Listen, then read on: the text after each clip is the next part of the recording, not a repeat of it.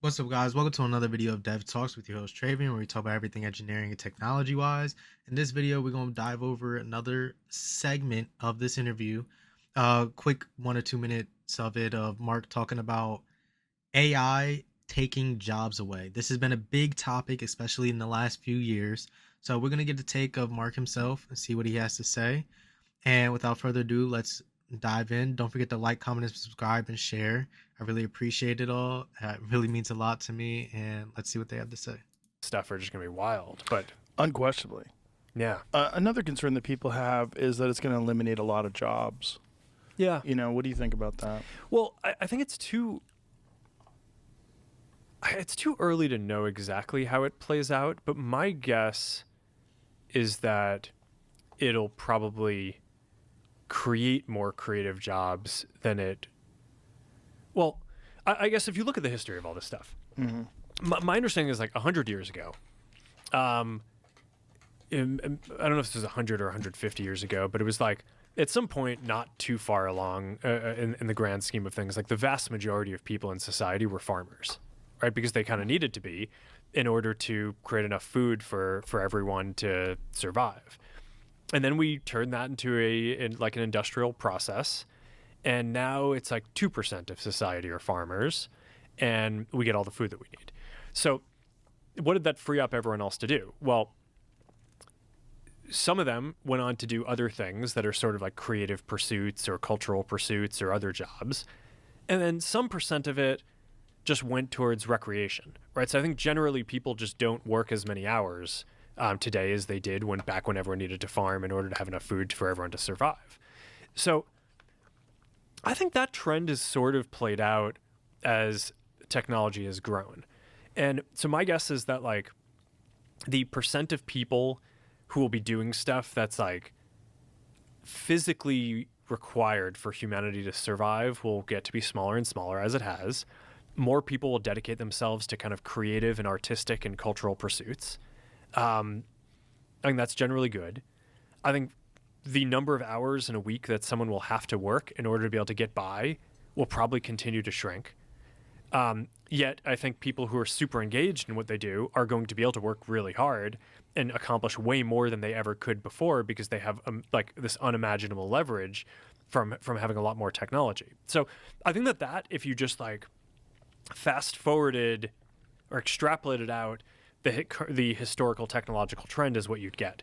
I think the question is what you raised, which is this qualitatively a different type of thing that somehow obsoletes people? But I just think when you're asking that, it's just important to remind ourselves that like at every step along the way of human progress and technology, people thought that the technology that we were developing was going to obsolete people. So maybe. And we're going to leave it there because I think he got his point across.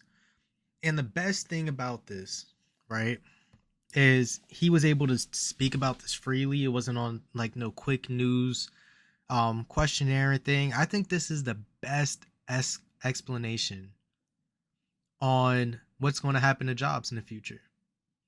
I think he explained it the best out of anybody who's ever raised this issue. We've seen people talk about it with the Amazon robot stuff, and they were like, oh, it's going to create other technical jobs and things like that. But he really attacked this in another aspect, and he was able to do this because of how freely he was able to just speak about this and how he thinks about it. I never thought about it in that way.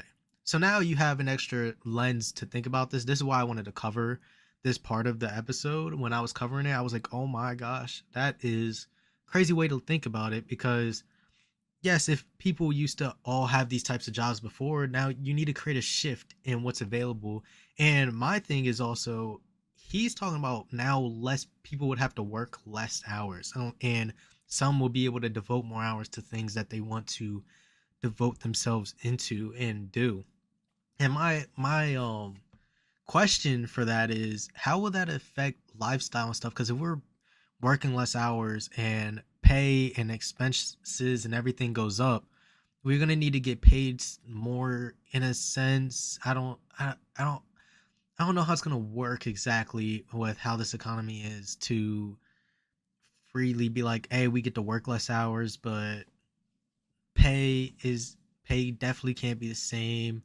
It's just going to be a lot of little shifts that may have to happen if you just, as a nation or a world, are just working less unless you're trying to develop new stuff, and you're the odd few that works more hours because of what you're trying to come up with and what you're trying to develop in sense. But I actually like that perspective of it as overall when it comes to freeing up time to do a lot of other stuff. You probably will still be able to work the same hours.